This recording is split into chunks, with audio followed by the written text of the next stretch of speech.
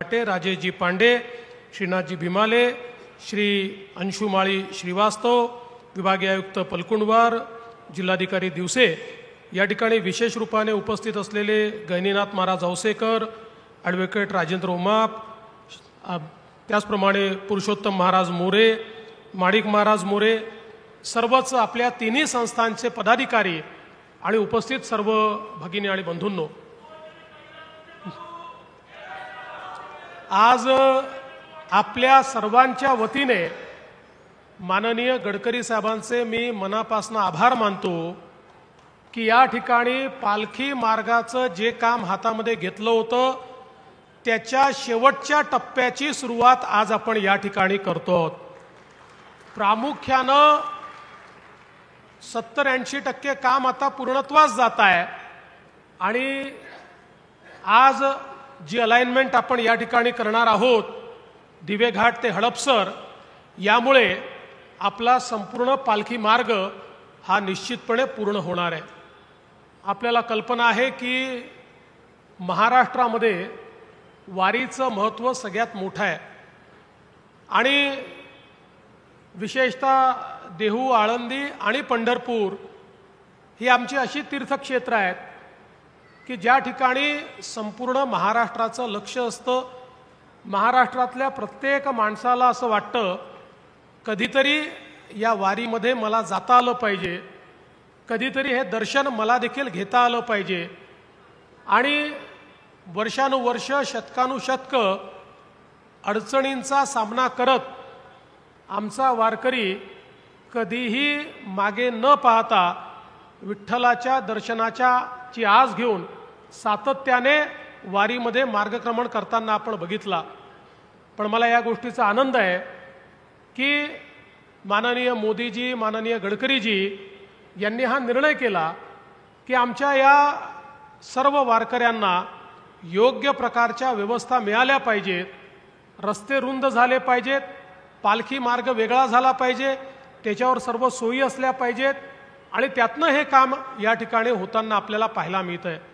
यासोबत मगाशी ज्याचा उल्लेख झाला की वेगवेगळ्या ठिकाणी जी काही पालखीची तळं आहेत, ज्या ठिकाणी पालखी थांबते त्या ठिकाणच्या व्यवस्था झाल्या पाहिजे।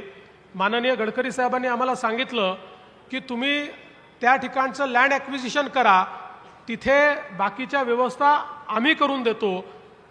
मी या निमित्ताने सांगू इच्छितो की बहुतांश ठिकाणचं लँड ॲक्विजिशन आपण पूर्ण केलं आहे किंवा प्रोसेसमध्ये आहे, तेही आपण त्या ठिकाणी पूर्ण करणार आहोत। या सगळ्या जागा ताब्यामध्ये घेऊन आणि महाराष्ट्र सरकार आणि माननीय गडकरी साहेबांच्या नेतृत्वात त्या ठिकाणी आमच्या पालख्या थांबल्यानंतर सर्व प्रकारच्या व्यवस्था, जसं मगाशी चंद्रकांत दादांनी सांगितलं, निर्मल वारी आपण केली पण अजूनही पालख्या ज्या ठिकाणी थांबतात त्या ठिकाणच्या व्यवस्था कमी आहेत। त्या सगळ्या व्यवस्था येत्या काळामध्ये आपण उभ्या करू, जेणेकरून आमची ही वारी आहे जी आता वैश्विक वारी झाली आहे। म्हणजे अनेक लोक जे या वारीत पोचू शकत नाही ते आपापल्या देशातनं वारीचं दर्शन घेतात, अशा प्रकारची वैश्विक वारी आहे। तिला योग्य प्रकारे ज्या काही सोयी आहेत त्या देण्याचा प्रयत्न देखील आपण सातत्याने करतो।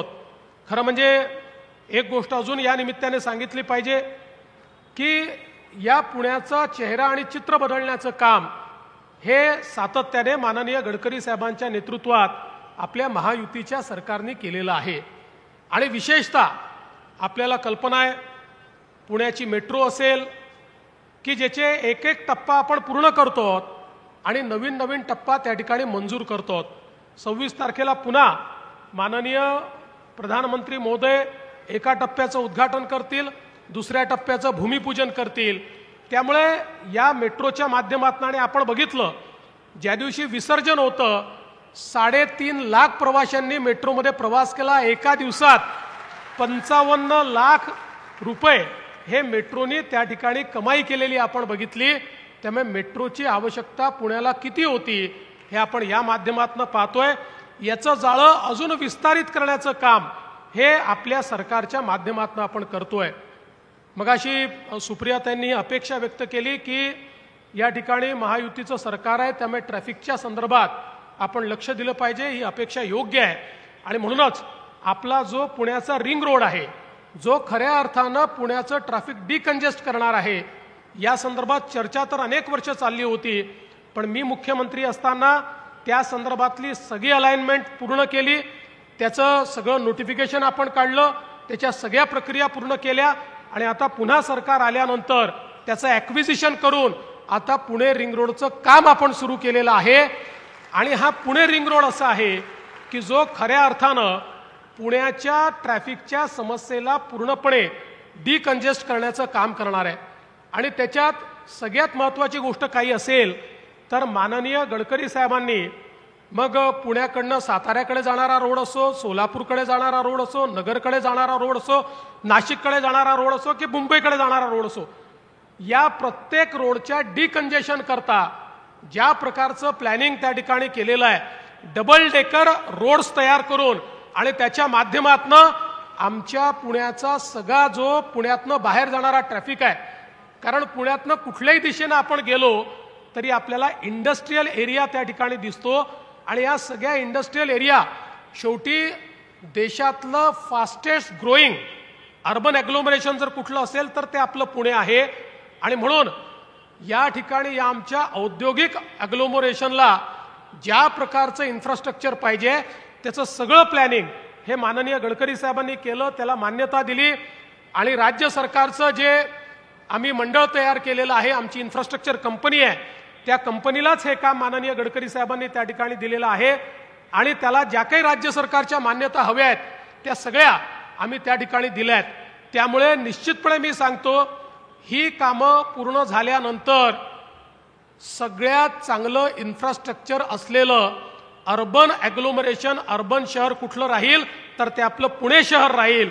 इतकी व्यवस्था या ठिकाणी पुण्याच्या माध्यमातून निश्चितपणे आपण केलेली आहे.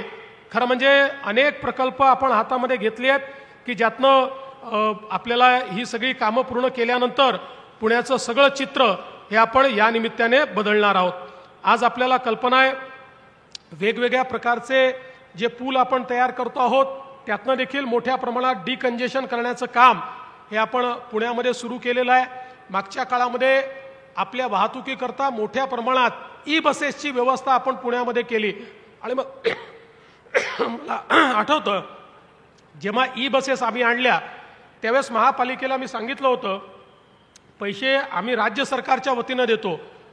ई बसेसचे सगळे जे पुरवठादार आहेत त्यांना मी बोलवलं, त्यांना मी सांगितलं तिकिटाच्या दरात 1 रुपयाची वाढ न करता आम्हाला AC बसेस तुम्ही दिल्या पाहिजेत. आणि त्या 500 बसेस आपण या ठिकाणी आणल्या. आज पुणे आणि पिंपरी चिंचवड PMPL जी आहे देशामध्ये सर्वात जास्त ई बसेसची फ्लीट असलेलं जर कुठलं महामंडळ असेल तर आमचं PMPL या ठिकाणी आहे.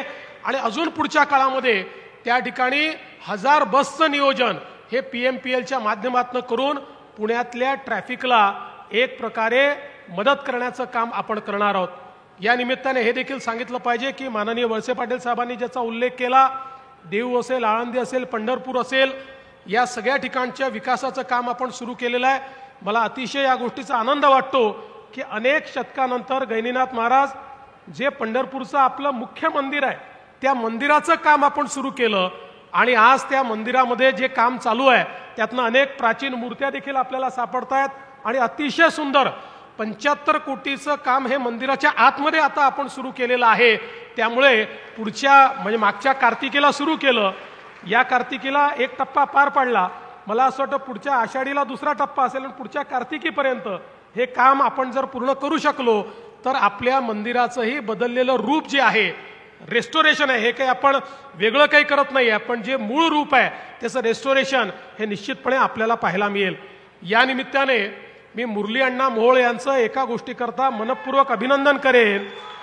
एक अतिशय सुंदर संकल्पना मुरली अण्णांनी आमच्यासमोर मांडली आणि मुरली अण्णांनी सांगितलं की आपण नवीन विमानतळ जे करतोय त्याला तर छत्रपती संभाजी महाराजांचं नाव आपल्याला द्यायचं आहे, पण जे आपलं पुण्याचं विमानतळ आहे जे नव्या पद्धतीनं आता पुणेकरांना आवडलेलं आहे, चांगलं झालेलं आहे, त्याचं नामकरण हे जगद्गुरू तुकाराम महाराजांच्या नावाने व्हावं, असा एक अतिशय चांगलं संकल्पना मांडली.